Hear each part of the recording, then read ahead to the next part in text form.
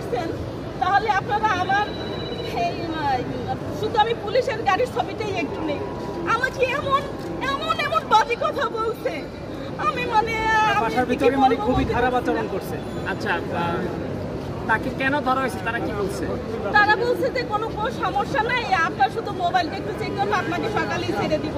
আমাকে টিভি অফিসে যেতে বলছে, আমি সকাল থেকে ওখানে বসে ছিলাম, কিন্তু কেউ আমাকে ওনার খবর দিতে পারে নাই যে উনি বেঁচে আছে বা ওনাকে এখানে নিয়ে আসছি।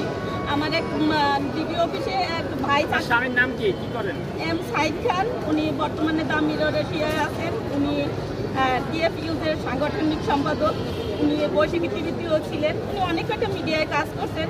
ওনার নামে কোনো মামলা নেই। আমি আজকে 16 বছর যাবত ওনার নামে সেরকম কোনো কিছু আমি দেখি নাই। আমাকে বসাই রাখছে, কিন্তু আমাকে ওরা কোনো কিছু বলে নাই। পরে যখন টিভি প্রধান হারুন ভাই উনি কনফারেন্স করছে, তখন বলছে যে না, এখানে আছে কোনো সমস্যা নাই, আপনারা উকিল ধরে কথা বলেন, এটা বলছে।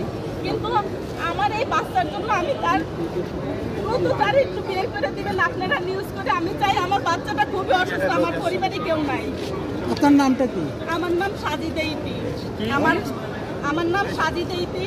আমার হাজবেন্ডের নাম সাইদ খান। বাড়ি কোথায়? বাড়ি বরিশাল ফিরোজপুর। ধরছে কোন জায়গা থেকে? মগবাজার থেকে ধরছে, কিন্তু এখন মিরপুর থানা থেকে দেখাইতেছে যে মিরপুর কাপুর থানা থেকে ধরছে, সেটা বলতেছে।